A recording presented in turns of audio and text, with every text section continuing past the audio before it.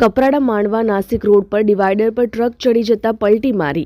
તડકેશ્વર મહાદેવ મંદિર નજીક રાત્રિ દરમિયાન રિફ્લેક્ટરના અભાવે સર્જાયો હતો અકસ્માત. કપરાડા માંડવા નાસિક રોડ પર તડકેશ્વર મહાદેવ મંદિર પાસે રાત્રે એક ટ્રક ડિવાઈડર પર ચડી જતા પલટી મારી ગઈ હતી. ઘટનાની મળતી વિગતો પ્રમાણે ટ્રક નંબર MH12PQ 9362માં પ્લાય સીટનો જથ્થો ભરી જઈ રહી હતી.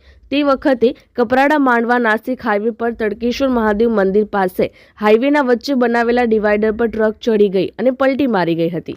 અકસ્માતનું મુખ્ય કારણ રોડ ડિવાઈડર પર દિશાસૂચક રિફ્લેક્ટરનો અભાવ હોવાનું માનવામાં આવી રહ્યું છે. રાત્રિના સમયે યોગ્ય રિફ્લેક્ટર ન હોવાને કારણે ટ્રક ચાલકને ડિવાઈડર દેખાયો નહીં, જેના પરિણામે ટ્રક સીધી ડિવાઈડર પર ચડી ગઈ અને પલટી ખાઈ ગઈ હતી. અકસ્માતના કારણે ટ્રકમાં ભરેલો પ્લાય સીટનો આખો જથ્થો હાઈવે પર વિખરાઈ ગયો હતો.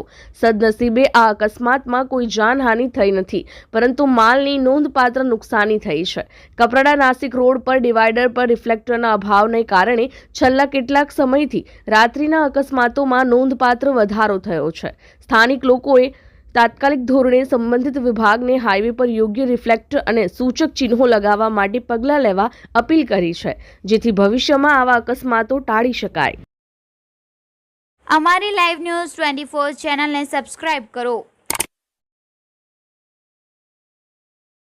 બેલ આઇકોન દબાવો જેથી આવનાર ન્યૂઝ અપડેટ્સની નોટિફિકેશન આપ સુધી સૌથી પહેલા પહોંચે.